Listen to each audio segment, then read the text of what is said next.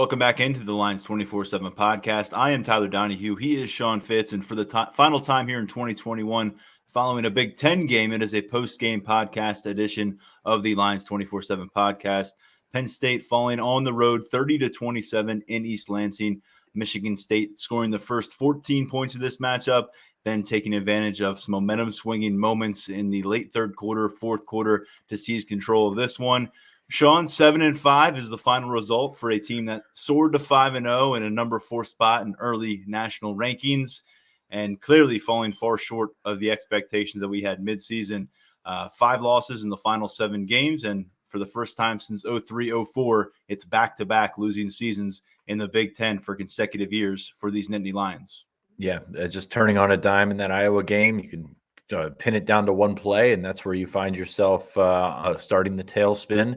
Now, they did gather themselves, and you thought maybe down the stretch you got a couple of wins there. You got a couple of quality games, but could not do that on Saturday in East Lansing. Obviously, the conditions not ideal for anybody, including Michigan State, so you don't have that excuse to fall back on. But this one, 30-27, wrote here a real snowblower of a game, and there was plenty of that to go around. It was not great. Michigan State, who was rumored to be ridden with the flu, as Penn State was last weekend, did not seem to have as many ill effects. They seem to be actually pretty close to full strength. Kenneth Walker played, Jalen Reed both played. Both of them had a profound impact on the game. Penn State didn't have Rasheed Walker due to injury. Went back to Sean Clifford this week, but eventually came up short. It was back and forth pretty much all game, but Penn State couldn't get out and make the plays when they needed to. It was pretty fascinating how this one played out early because, look, Stephen Brooks set the stage for a pretty underwhelming performance from the Spartans, and to their credit, they did not deliver one of those. 14 points in the first quarter of this game, and you look back at the first 11 matchups for Penn State this season, they did not allow a single touchdown to the opposing offense, and they gave up 2 in the first 9 minutes, I believe it was, of this contest on Saturday. And you're thinking, okay, well, maybe they're the team that gets steamrolled. I had mentioned a lot, where's momentum? How could that play? What's the motivation going to be like? If a team gets out to an early lead, will the other team respond? And Penn State did. Jahan Dotson helped them do that. A couple big plays as usual, putting the finishing touches on his Big Ten career. But ultimately, Sean, when the game mattered most, really all 3 phases of Penn State failed them. And that short yardage rushing inability that has plagued this team since the first quarter of game 1 at Wisconsin reared its ugly head again in a couple key moments. And James Franklin pointed out very quickly today when the question came up, the year's not over yet, but at least they finished the season, the regular season here, without producing a 100-yard rusher. I don't know if that would have saved the day today, but it is noteworthy. Through 12 games, 10 of them Power 5 opponents, 2 of them not, no 100-yard rusher over the course of this season for Penn State and first-year offensive coordinator Mike Yurcich. Yeah, it's noteworthy. It's pretty unbelievable to think about it. I mean, just there's games when you don't even feel like you're productive on the ground, but still Penn State is in the past has managed to push over a 100-yard rusher, to go 12 games in a row. There's some good defenses on the schedule, but not good enough to keep Penn State from going under 100 yards every single week. I mean, that's just kind of ridiculous when you think about it. But back to this one, I mean, Michigan State looked like they were about to roll early, as you said, went up 14-0, outgained Penn State 175-9 on the first 3 drives of the game, the first 3 back and forths of the game. Penn State punted on 4th and a foot, but it actually worked out pretty well. I didn't like the decision to punt it at the first place, but when Drew Hartlaub knocks it out of bounds at about the half-yard line, you're thinking, yeah, that's one you can give here. But they gave up a 99-yard touchdown drive and went down 14-0. So that's not how you convert good field position from your punter. Penn State was able to regroup. However, they went to the air, and that's where they had success, and save that one for later because we're going to come back to it many times. Clifford hit Jahan Dotson on back-to-back plays. They go down, 14-7. Defense settles in. The offense ties the game. So you're back on even footing there, 14-14. A little bit into the second quarter, and you're actually feeling pretty good about the way that you're playing. And given what you've seen from or heard from Michigan State in terms of the injuries, in terms of the flu, and in terms of things like that, you may be thinking you're about to break it. I mean, I know it's a tie game, but you're in a position where you've got the momentum and you can go out and you can sort of impose your will. this is where it gets to the frustrating part and pretty much the story of the season for Penn State. James Franklin said 2 weeks ago that you can pick out about 4 to 6 plays for any given week. And if you make those plays, you can win those games and you can, beat pretty good teams. Michigan State, not a tremendous team, a pretty solid team across the board, but not a playoff team. I don't think anybody's debating that, especially after last week against Ohio State. Penn State did not make those plays on Saturday once again, and that's why they're 7-5. Well, they had a great opportunity that looked like they were going to take advantage of there late in the second half. Not only had they rallied there with a couple Jahan Dotson touchdowns, but the whole world was opening for their passing game like we thought it might, considering Michigan State entered this matchup giving up the most yards per pass per game through the air than anyone in FBS football. And you think, okay, well, here it goes. It's not just Jahan Dotson. It's Keandre Lambert-Smith getting involved a bit. Parker Washington making another fantastic catch during that second touchdown drive. And felt like, okay, Penn State can probably go back to this well. The snow is a factor, but they are exploiting them through the air. And it also looked like Penn State was about to take that 17 points to halftime, right? And get the ball for the first possession of the second half. And yet Jordan Stout called upon, and after the timeout, they wanted to milk all the time that they could. Franklin explained it, so Michigan State wouldn't have a lot to work with, but Stout missing the 27-yard field goal. He has at least one miss from the field goal range in 5 different Big Ten matchups, and now 4 of them have been narrow losses, Sean. So that has been an issue. He has been exceptional as a punter. He was only asked to punt 3 times today. He did a nice job downing that with some help from his gunners. But as a place kicker, and we actually saw Jake Pinniger handling the very final snap of place kicking duties today on an extra point late. Unfortunately, Jordan Stout has fallen short of expectations that you maybe thought that you would have for him, considering he knocked away a 3-year starter in Jake Pinniger for that job. Well, you remember what he's done for Penn State since he's been here. He's absolutely been phenomenal in terms of the facets, the punting facet, the kickoff facet, and then the long range field goal. The short range are the ones that are just giving him the trouble. I mean, you missed the short one against, I believe it was Wisconsin to start the season. And it's just been, I don't know if it's angles. I don't know what the deal is. I know a lot of people have been talking about icing the kicker or whatever, but it seemed like that that timeout out before the half was to run as much clock down as possible and then have him kick the field goal, maybe clean it off a little bit. I mean, there's nothing about that kick that says that it was a mental thing or anything. He just flat out missed it. I mean, that was that, and that's the frustrating part with Jordan Stout. Before we got to that play, however, there was another situation. The sack. Well, no, actually, before, like when Michigan State had the ball, because Michigan State went up 17-14 with their own field goal on a drive, and this is the game right here. I mean, this is not just one play or anything like that, but Michigan State 9 of 18 on third downs, 3 of 4 on fourth downs. So, okay, 50% on third downs, but those 3 big fourth down conversions where you eventually lost the game. They got a 4th and 6 after a penalty. It was 4th and 1. They got 4th and 6 after the penalty. Thorne hit Connor Hayward on the middle screen. Bad tackling led to a field goal. That's 3 points in itself. We talk about the missed field goal, but Michigan State had an opportunity. They converted on it. Penn State did not. We'll go through those numbers again. 9 of 18 on third down, 3 of 4 on fourth down. But the funny thing about that is you look deeper into those numbers, and it's even worse because Michigan State's average to go on third down was 7.5. So it was 3rd and 7.5. They averaged 10.1 yards per play on third down, which is insane when you think about it. They're 10 of 14 passing for 171 yards. That does not include the 4th down touchdown that we'll get to as another play. Penn State 5 of 13 on third downs, 3 of 6 on third and short, 4.8 yards per play on third down. They actually had a better third down scenario, down and distance situation than Michigan State did on Saturday. So you want to boil your game into one theme. That's really what it was. Is Michigan State got it done on 3rd and 4th downs. Penn State certainly did not.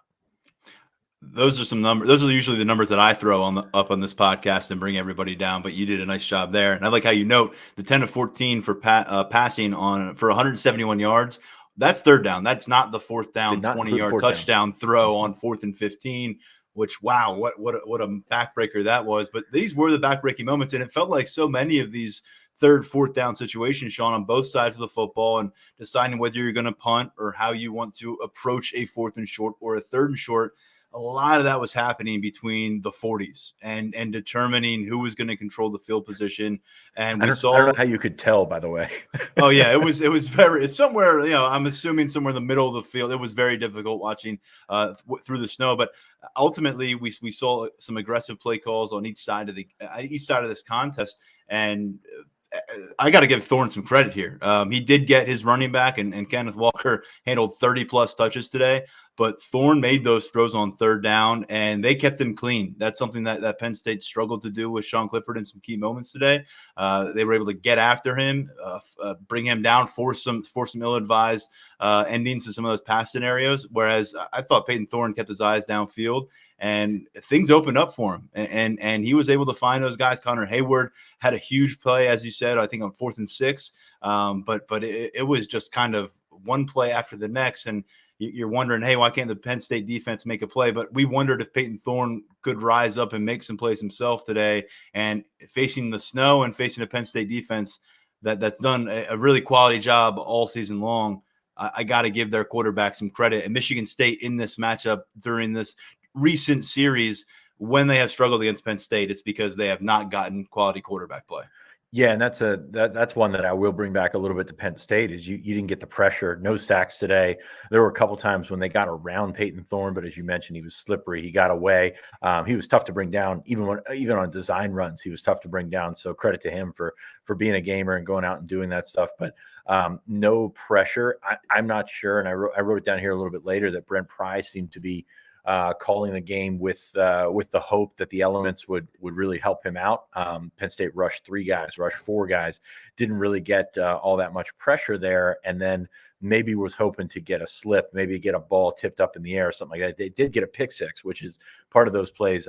You came out of halftime, you're down 3, and then Daquan Hardy gets a pick 6 and gives you the lead, and that's where you think maybe this thing could turn on its head. But just not enough pressure across the board today from Penn State. And some of that is on the front 4 because you trust those guys to try and get home. And, some of that is not bringing the second level pressure that we've been accustomed to seeing from Brent Pry. Yeah, I apologize. I skipped right over that crucial Michigan State go-ahead drive that broke the 14-14 tie and went right into, I know what a lot of people were focusing in on was the missed field goal at the end of that second quarter. But the big missed opportunity, as you said, you don't get the opportunity to sandwich those possessions end of the second quarter into the second half. I'm sorry, and it didn't matter. I mean, you still got away with it because you come up with this pick 6 for Hardy off of a really poor throw from Peyton Thorne, a bad decision. And then you're thinking, okay, Penn State sees control here. Do we see the best of Michigan State in the first quarter? They got their punches. Are they a team right now? Is fatigue going to play a role? They've got the flu issues. They've got some injury issues. Is that going to play a role here? And ultimately, Penn State offensively couldn't put themselves in a position to gain separation, and then couldn't put themselves in a situation to overcome the deficit once Michigan State was able to get back on the board. So what we've talked about all year is Penn State's running game, how you could not trust it. You could not go with that. This was the day to abandon the running game. I know the snow was out there, but the wind was not really a factor, and that's really what's going to change the passing game. The worst possible thing I think could have happened for Penn State's running game is they had moderate success. So Kevon Lee takes a carry 6 yards. He takes a carry 3 yards. All of a sudden, you've got 3rd and 1. This offensive line, especially the interior, has not moved anyone off the ball all year. And then all of a sudden, you've got 3rd and 1. You've got 4th and 1. We saw that on the Michigan State 16. Noah Harvey made a stop on Kevon Lee that really didn't have a chance. I mean, that interior offensive line, they got whipped. I mean, they just got flat out beat, not due to numbers. Michigan State was saying, here, run the ball. Go for it. We'll put 5 or 6 guys in the box, and you can beat us a little bit at a time, because with Penn State's running game and Penn State's running backs, I don't think there was any threat of them getting beat big. There was a 33-yard run by Kevon Lee, an 18-yard run by Kevon Lee. But nobody was, going to beat Kenneth Walker and run away from everybody. So I think that's the frustrating thing, is they were just having enough success on the ground to give themselves some confidence that they could pick up those short yardage situations. And as we've seen all year, they did not. I mean, that interior has been they've certainly, I'd say they've seen better days, but I'm not sure if that they have. Mike Miranda, you don't see too many highlights from his season to see. And I feel bad saying that, but it's been rough to watch. You're going to see a lot of Penn State offensive linemen on the draft day highlights for Big Ten defenders next April. Unfortunately, that's the way it's going to go after this season. I did that on this afternoon, early evening in East Lansing, and there was a bit of a change up there in the second half. Sean, we saw Landon Tengwall enter the contest, playing some left tackle. That's where Bryce Effner had started the matchup with Rasheed Walker out for the second consecutive game. Walker did travel with the program up to Michigan State. He was out there with the team, but did not suit up. So, look, we saw Miranda back in at center. That meant Drew Scruggs back at right guard. It meant Eric Wilson was still your left guard, and Caden Wallace at right tackle. So, same old, minus Rasheed Walker. And unfortunately, same old, and how the scenarios played out. There was a moment there where Miranda was looking for help on the first offensive possession on third down for Penn State in the second half, and looked to his right, and Juice Scruggs was about 4 yards away handling another defender, and Sean Clifford got swallowed up in the backfield, and you had offensive linemen looking back at him, kind of wondering what just went wrong.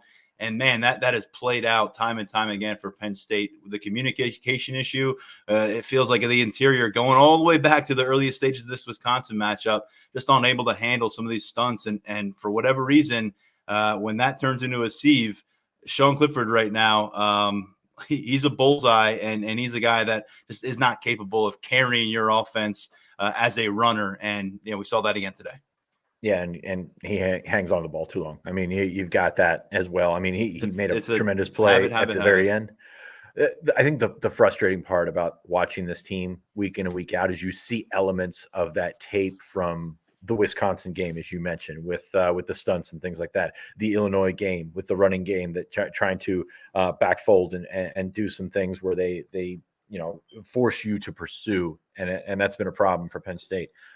So I just think that's the frustrating thing is you keep seeing these things pop up, and that's something you can throw at the coaches, something you can throw at the players. I mean, God knows there's enough blame to be thrown around today. I've got a really, really long rundown here, much longer than we usually do for a post game, but it's not all on the offense this time. So I guess that maybe helps with that. But yeah, you've got Penn State in a situation where they feel like maybe they're confident in running the ball. You had the drive after the 4th and 1 where they got stoned. You had the same situation. Kevon Lee got 9 yards. They couldn't get 10, and then he fumbled, and that's really just an unbelievable turn of events, and that set the stage for the biggest play in the game. And I know that you talk about the stops and you talk about some of these things, but 4th and 15 on the 20 for a team like Michigan State that runs the ball so well, and they're fine passing the ball, but that's not where your big threat is, and your strength is your secondary. And you hit Jaden Reed for a 20-yard touchdown. Great throw, great catch. Coverage was okay, but just can't happen. No, that was, you think about 4th and 15, that big Lucchetta bringing him down for a loss of 8, I think it was. And normally you'd think, okay, well, that's going to probably make them send out the field goal unit. But then you remember they had no field goal unit at this stage, especially from beyond extra point range, it seemed, for the Spartans. So it really felt like this is going to be a Hail Mary from the 20, which is not something you normally see. And they pulled it off. And it was a hell of a throw, a hell of a catch. John Dixon got posterized, unfortunately for him, but that's the way it worked out in that scenario. And when you think about the couple touchdown drives here that they were able to orchestrate, obviously that is the play you're going to remember for a long time from the Spartans in this matchup. But they had that really, really long drive, Sean, to take the lead in this matchup. After the pick six, I thought it was a strong response. You think you might have this Michigan State offense figured out, putting the pressure on them. Very next play after the pick six, Kenneth Walker goes for 27 yards. He wasn't getting you 10, 12 yards every single carry, but he had his moments in this game, and he certainly made all the difference that you would anticipate him being available versus maybe not being available like we talked about. But at the end of this drive, they score off the pass interference. Another one on Joey Porter Jr., who took a couple. I know that's become a real thorn in the side of a lot of people, including this defensive backfield, I'd imagine. Unfortunately, it's been popping up time and time again, and that ended up breathing some fresh life into Michigan State's opportunity there. It was 3rd and 13 play. Pass interference was thrown, and 3 plays later, you've got Thorne getting pushed into the end zone with some help from his teammates, and that was a lead they would not relinquish. That drive, I thought, while it was a great response from the Spartans, really difficult because there were several moments. There was a 4th and 3, a 3rd and 14, a 3rd and 12, a 3rd and 13. Penn State couldn't get off the field defensively. And going to your point, Michigan State continued to convert in those key situations. And to me, that's where it became clear, nope, Penn State's not going to take the momentum and run with it after that pick six. They're going to have to go back and forth and exchange some blows with this Michigan State squad. The Spartans had a few more haymakers. Penn State ran out of them pretty fast. Yeah, and it's not just, 3rd and 13 and you're giving up a 15-yard pass or something like that. Michigan State putting them in position to get a 4th and 5 or a 4th and 6 out of that, and then picking up the yards that they need. So Michigan State, to their credit, did a lot of good things to convert on those downs and really went out and made the plays. I think you inadvertently made a point as well about Penn State when talking about Michigan State's field goal unit, where they did not go for the field goal from the 20. That was kind of the same situation with Penn State when they were on the 16, 4th and 1. Typically, you kick a field goal in that situation, a 33-yarder, which is certainly doable. Penn State just did not have the confidence in their kicking game. They missed the extra point. That was after the Hardy pick six, I believe. So yeah, you don't have much confidence in Jordan Stout. You eventually switched to Jake Pinniger, but that certainly played a role into making that decision going forward on 4th and 1, getting stoned. And then the next drive when Kevon Lee fumbled, I mean, you just kind of all this stuff just kind of picks up dust and keeps going and snowballs its way.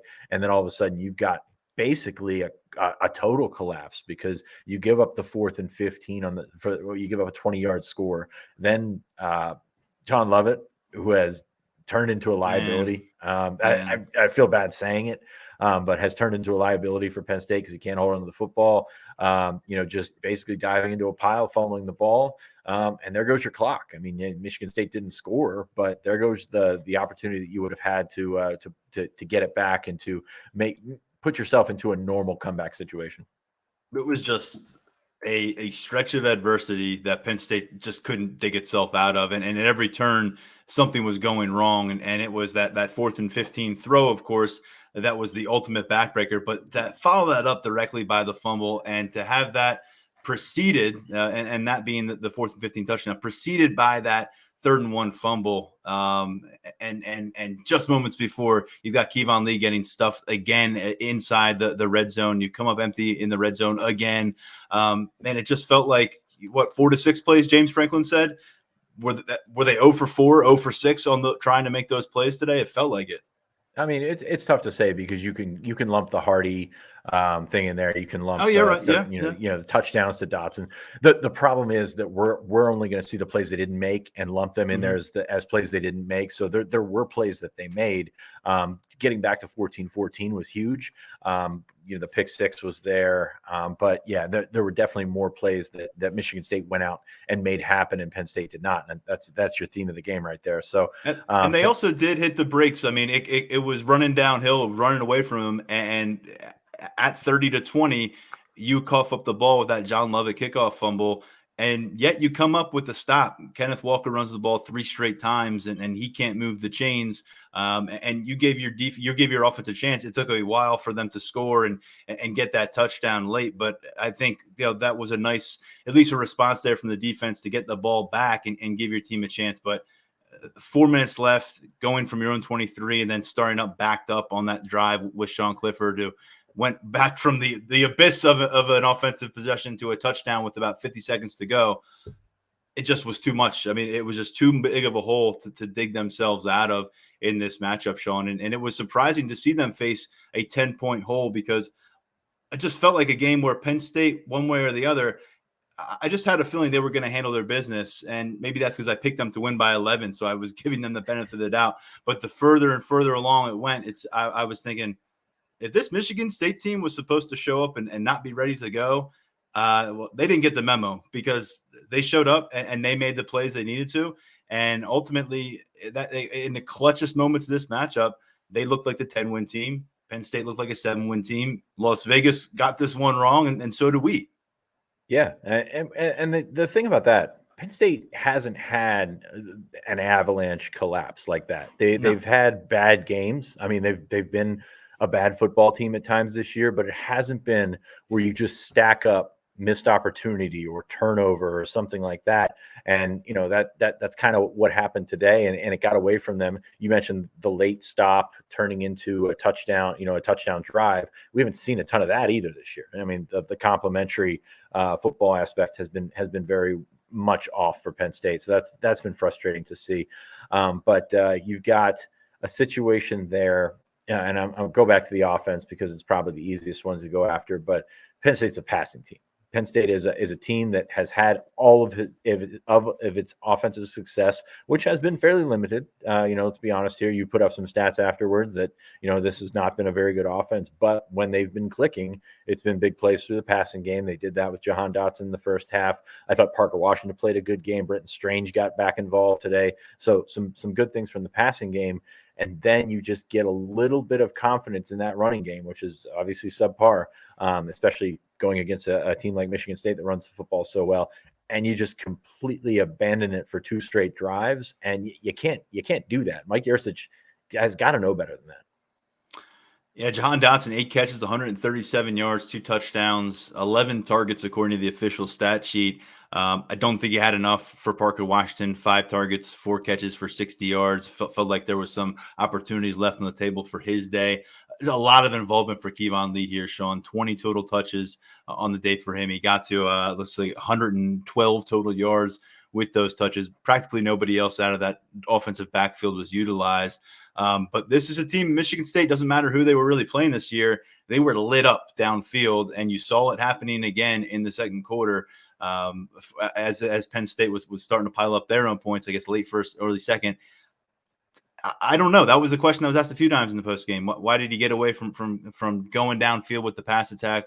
Why did you and he said, I wanted to mix in the running game, And we've heard that from Franklin, really across this entire season, even mentioning it a few times on the headset, trying to make sure that Mike Yurcich is mixing in that running game. But I don't know. I look at Sean Clifford's stats, 23 of 34, 313, 3 touchdowns, no interceptions. A lot of that was helped by that last drive where they went a long way and relied on Clifford's arm. But he didn't turn the ball over today, Sean. And, I think that is a big thing for me, that they go on the road, not get a turnover from Sean Clifford, and it looked like you're able to get freed up in space with some of your wide receivers. And yet we're talking about the ground game and we're talking about the inability to move the chains to some key spots. And deja vu. It's just deja vu over and over and over. And it's hard to kind of say that you saw meaningful progression from this offense in some very, very distinct areas over the course of the second half of this season as the losses started to pile up. Yeah, we had some criticism for Mike Yurcich a couple of weeks ago and actually the whole staff, where it looked as if they were trying to outcoach everyone around them and just be the smartest guy in the room. I don't think he tried to do that today, but when you try to establish your offense as something that it isn't, and clearly isn't, and hasn't been, and clearly was not going to be, that's when you get in trouble. I mean, they sort of reverse the script that we're used to, but I mean, the script that we were used to probably would have worked. It worked when you used it today, when you were throwing the ball around. Like I said, Dotson, Washington, those guys certainly came up big for Penn State in certain spots. I know you had some stats after the game in terms of average points and things like that, but the offense, man, it just completely fell short. And really for the 5th time this season, or probably the 4th time this season, you're probably expecting a loss against Ohio State, but for the 4th time this season, you found yourself in a position where you get a late score, you get 7 instead of 3 or something like that, and you put yourself in a position to win a ball game. And yet again, Penn State now 7-5. Yet again, you just keep falling back on the same thing. Yeah, and I know there's been a lot of offensive coordinators here lately. 3 in the last 4 years right now? But I guess 3 in the last 3 years, and 4 in the last 6. But when you look at names aside, just look at the resume a little bit here and what 2021 has looked like. And there's a lot more numbers you can throw at it, and there's a lot more flattering numbers I'm sure that you can find from Mike Yurcich. But these are just some kind of nuts and bolts numbers that kind of define whether a team's going to have success or not. Penn State did not produce 30-plus offensive points in any of its 10 games against a Power 5 opponent this season, Sean. Penn State lost its 5 games, going to 7-5, by a total of 21 combined points. In those losses, offensively, the Lions scored 20 points, 24 points, 17 points, 20 points, and 18 points. And that 18-point performance required 9 overtime periods to get to 18. And as we know, and as we've kind of alarmingly referenced earlier, no 100-yard rusher out of this offensive backfield in 12 total games. Buzz aside, recruiting aside, track record aside, past quarterbacks aside, past offenses aside, look at what we've got in a vacuum of time here for Penn State's offense in 2021 and remind yourself about the move that was made in January, why it was made. And you get here and you wonder, how does James Franklin really feel about how things went down, about his offense, and what exactly was he looking for? And how much did he impact maybe what we saw? I think that's a lot of what people are wondering. How much was this Mike Yurcich? How much was this Mike Yurcich blended with a little James Franklin or a lot of James Franklin? And at the end of the day, I think you look at what Kirk Ciarrocca did, you look at Ricky Ronnie did. It's hard not to view this one and kind of think, wow, what a thud of a year. Sean Clifford took some steps forward, but kind of finished, we weren't talking about Sean Clifford week 12 the way we were week 5 by any stretch of the imagination. And as I said a few weeks ago, it's not enough right now for James Franklin and Mike Yurcich, especially since Sean Clifford is 23 and we think probably leaving the program. Not really enough to say, hang your hat and say it was a success. Look what we did with Sean Clifford from year 1 to from year 3 to year 4 in his career. That to me is not enough. And as I said, Jahan Dotson, he is a cheat code for any offensive coordinator. He's going to do big things for any offensive coordinator. Parker Washington did Parker Washington things. I just have a hard time looking across the offense and finding tangible evidence, Sean, where you can feel really good that everything was validated. The decision to dump Kirk Ciarrocca, bring in Mike Yurcich. And if your response is Mike Yurcich was the guy you wanted the year before, then I'm even more concerned. Why didn't it work out? Yeah, I see where you're going with that, but I know that Yurcich does actually have a track record that he works with, and sure. To me, him flipping Sean Clifford was just, it's amazing because it doesn't make sense. If you flip Sean Clifford, you should be able to flip the offense, and that's not what happened.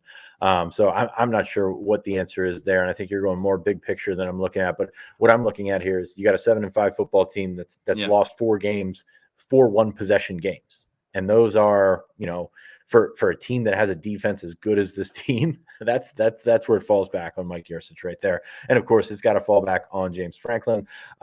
Just gonna do a rundown here. We've got some personnel to get to, whether it's coaches, players, whatever.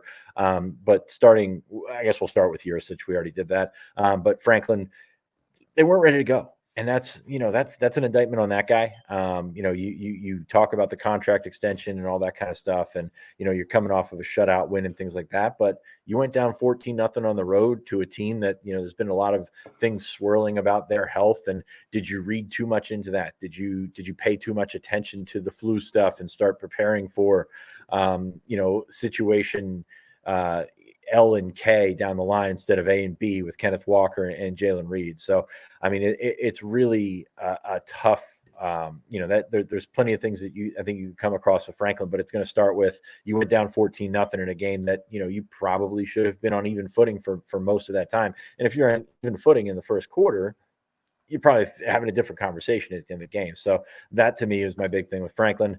You can combine him and Yurcich in terms of, trying to establish yourself as a running team, or not even establishing yourself as a running team, but trying to get by as a running team. Rather than, taking these guys to get the ball to Jahan. It sounds really easy because they made it look easy at times, and he's been really good about that. And it's been tough to watch. So those two guys on the offensive side of the ball need to do better, have to figure something out. James Franklin was asked by R. Mark Brennan actually after the game about looking at his offensive staff or looking at his staff as a whole, seeing if he needed to make changes. He kind of sidestepped that, didn't really talk about it, but it's something worth looking at. I don't think they're going to dump Yurcich after a year, but you look at the offensive line is clearly underperformed. Ty Howell is probably a guy that you look to as the easiest to jettison, but I mean, the tight ends have been not as good as we expected them to be, but not the reason that Penn State has lost 4 games by one score.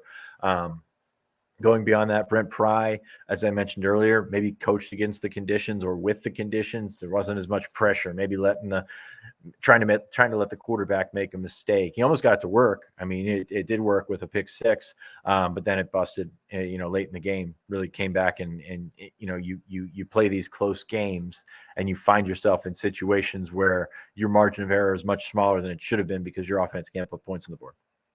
No sacks, very few quarterback hurries. I'm not sure how many they actually tallied over the course of this game, but very few in the matchup. And I mean, you talk about this, Sean. It comes down to these, close possession games, 3 points, 4 points. The biggest margin was 9 points.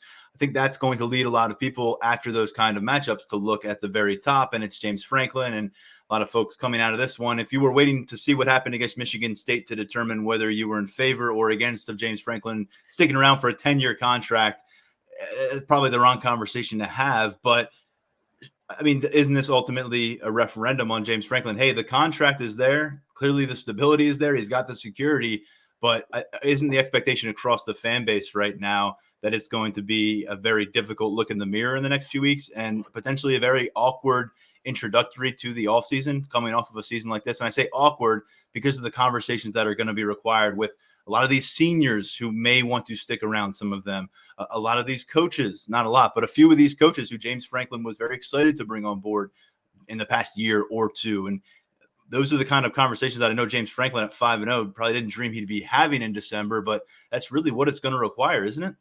Yeah, I think so. I mean, you're in a situation where you lost 5 games for the second year in a row, and I know COVID year, but still 7-5 is short of expectations. 4-5 in the Big Ten, and I know how they got there was unenviable, especially with the injury to Clifford in the middle of the season and these games that you should have won. But at the end of the day, games that you should have won are still losses.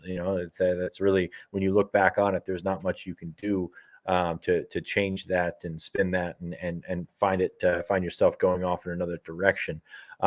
Player stuff today as we wrap up here. Jordan Stout's a wonderful punter, a tremendous kickoff man. Hasn't gotten it done as a field goal kicker. I mean, it's been tough to watch. Missing the short ones when you're talking about this guy was certainly a bomber and did some special things early in his career. Maybe all 3 was too much. Maybe you go to Pinniger, even though you've redshirted him, he's still got 4 games to play. I don't know. That's been tough to watch. Sean Clifford, as you mentioned, 23 of 34, 313 and 3 touchdowns. Held onto the ball too long a couple of times. Took 4 sacks. Thought he held back a couple of times when he scrambled. And really, this has been the second half of the season for Sean Clifford. Is a cautious approach to a lot of things, and that's not how Sean Clifford plays, and that's not when Sean Clifford is at his best. And was this it for Sean Clifford in the Big Ten? The time will tell. I think we'll know pretty soon. They've got a bowl game coming up. Obviously, no Christian Veilleux involved on the field today, and he's a guy who stirred some imagination last week. So we'll find out. But if it was a heck of a drive, and it required some scrambling, but you're right. This was the second half version of Sean Clifford. It wasn't 2020 Sean Clifford by any stretch of the imagination. I'm not going to throw that label on him, but it wasn't the first half guy that you felt like could lead you to some wins. It felt like he needed more support, more complimentary football since that injury, whatever he was dealing with. And that complimentary football just wasn't there to provide a kind of cushion. And let's face it, neither was the run game at any juncture. And that bit them in a big way. Well, he's at his best when he's moving and shaking and doing some things. Yeah. And he was doing that, all up until the second quarter of the Iowa game. Obviously a terrible situation in terms of the injury there, which kind of, that's where you start that pitfall or whatever, the waterfall or whatever you want to call it for the 2021 season. And that's how you end up 7-5. And that's really unfortunate that so much of that falls on his shoulders when you can talk about the criticism of the quarterback room as a whole of trying to figure all that stuff out, which is not it's not a conversation for a post-game podcast. But again, when you go out and you say things over and over again in terms of he's a warrior, has gone out and battled and things like that. That stuff's great. But in a losing effort, it's kind of just talking at times. And I feel bad saying that. But that's really kind of where it's at with Sean Clifford right now. And is he the guy that gets you over the hump? We'll talk about a potential 6-year and things like that. But it's really unfortunate to see it played out this way, because you talk to him after the game and you just genuinely feel for him. in terms of the effort that he's put in to get back where he needed to be. And, he's done a lot of things to make this team sort of rally around him, but you keep coming up short. And that's really unfortunate to see. Moving down the list on the defensive side of the ball, Brandon Smith, man, I just you keep seeing the same things over and over again, and that's really tough. I mean, tremendously talented kids, got all the measurables and the testing numbers and all that kind of stuff in the world, but he's got guys running past him every week, and that's tough to watch. It's his simple breakdown stuff. Do you want to say he's the biggest disappointment? I mean, it's a really good defense, but you thought that he could take this team or this defense from a really good defense to a great to elite type defense, and really it's been frustrating to watch because it's one of those guys where the talent's there and it just hasn't shown up, and he doesn't have his feet under him, and then all of a sudden the guy gets past him, and that's been really tough to watch. And conversely, Curtis Jacobs looks like a difference maker on the other side. Playing that Sam linebacker kind of all over the place and finishing plays, and that's really what it comes down to when you're comparing the linebacker play in the 2021 season. It's finishing plays, and Curtis Jacobs is doing it. Brandon Smith is struggling to do it. Game wrecker is what they need at that second level. Thought they might have that this year. Hasn't materialized that way over the course of these 12 games consistently enough to label anybody a game wrecker in that linebacker group. Maybe next year, but it's been a couple years now, and it's been a problem. And obviously, they had one of the best game wreckers in all college football and now in the NFL. So that's a high bar, but you set a high bar when we're talking about 5-star material, top linebacker in the eyes of top 24/7 sports. I don't know where it's going to go next for Brandon Smith. He's year 3, year 2 as a starter here. We did see him pop up over the course of the season on some potential first-round board conversation pieces, but it certainly feels like a guy to me that would benefit greatly from coming back, and I would imagine Penn State would as well if they can take positive strides together with him at linebacker. Yeah, I'd agree with that. And I know it's been frustrating to watch, but you take another year out of Brandon Smith, especially considering the numbers that you have coming back at linebacker, and you have to replace a guy like Ellis Brooks that's played a lot of football there. Speaking of high expectations, the running back room, you got us. You got us. Hook, line, and sinker over the summer. You got us. And it just wasn't as good as it needed to be. Kevon Lee, 15 carries, 79 yards today, was your best effort, but just not a whole lot of pop in that room, no matter who's out there. In covering the team since 2017, maybe the most surprising thing that I've seen from this Penn State team was just the, complete clunker of a year from that running back room. And there's a lot that you can tie to it, and we will. And we've talked about the intense scrutiny that's on this offensive front, and that also, you got to carry over to the offensive coordinator is coming up with the game plan and coming up with the approach and in charge of adjusting and evolving as the season goes on. But the end results were Kevon Lee kind of sort of ended up as your main back for the final stretch. Didn't do anything that sends him into the offseason or into the bowl season as, that ascending explosive player that we thought he might be this year. He's the guy that just ended up with the most touches. Noah Cain got involved a little bit today, but really just a non-factor for much of the year for someone who got a high volume of touches. And Devon Ford resurfaced a bit here late. John Lovett, like you said, just feels like a bit of a whiff in terms of the transfer portal. They had some big hits, but just didn't work out for either side of that equation. And that's been pretty apparent here in recent weeks. And lastly, Keziah Holmes, who finished strong last year and was relegated to a redshirt season this year. And so those are your 5 former 4-star recruits that back in August, I was telling you all about who the heck is going to get the ball and how many are going to need the ball and who's going to win the race to 500 yards, and will they do it by mid-October? And I don't know what the final totals here are for rushing yardage, but going into the matchup, Sean, they went from averaging 3.9 yards per carry in 2020 to 3.2 yards per carry through 11 matchups here. Same running backs coach, same offensive line coach. Here's your result. Yeah, and 2020 wasn't exactly a banner year to hang those numbers for the average rushing. I will say it was good to see Devon Ford involved. Even as just a kick returner. I don't know if it was maybe just the camera angle that they had for kick returns. He brought it. He looked like he had a little bit of wiggle and had some success there. And then like I said, would love it. That's been tough to watch, especially the last couple of weeks. But we will see what happens. Nick Singleton's high school career is over, so maybe he's the guy that can come in and do it right away as a freshman. But we will see. He's going to be running behind an offensive line that's going to be fairly rebuilt, I think, and rebuilt with what pieces? Who knows?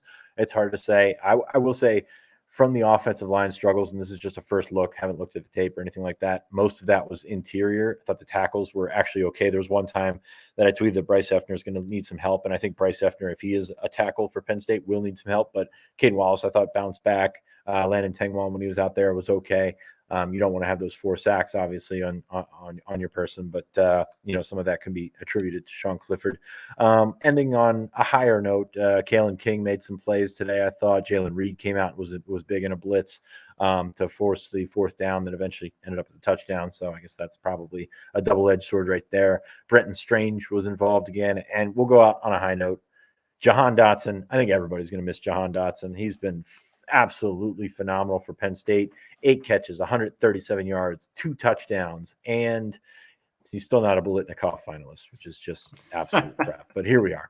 Jahan Dotson, one of those guys, when he finished his career, you say, I had the pleasure of covering Jahan Dotson because he's been so freaking good.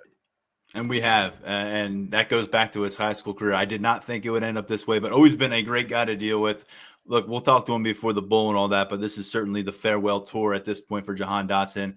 I believe he moved into 2nd all-time in career touchdown catches today for Penn State with numbers 24 and number 25. He's at this point, Sean, somewhere between 2 and 5 on every meaningful statistic that a receiver has produced at Penn State.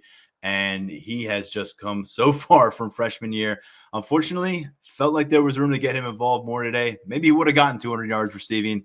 One of those what ifs about this matchup, and it's been a season of kind of what ifs, unfortunately, here for Penn State. Sean, we're still waiting on the bowl. We got about a week for that. Expecting big things from the transfer portal. We're a couple weeks away from recruiting trail. So we got a lot going on coming out of this matchup. We don't know who the next opponent is, but we don't quite know when we're going to be talking to the good people who listen to this podcast quite yet. Yeah, we'll work on the schedule and figure out what we're doing next week. Penn State's coaches will start going on the road on Sunday recruiting. We'll take a little bit of break and then get back in for bowl prep in December. But we'll be back at you next week. I'm just not sure when. Yeah, thanks to Mark Brennan for holding it down for us out at the game in East Lansing today, snowy East Lansing. For Sean Fitz and our producer, Lance Glynn, I'm Tyler Donohue. It's been fun joining you for these post-game podcasts. A lot more fun early in the season than late in the season, but appreciate everyone for tuning in every step of the way. Our next one will be after whatever bowl game Penn State ends up in. We'll have a revamped schedule, but we'll be back with more podcast episodes in the upcoming week. Stay with us right here on the Lions 24/7 podcast.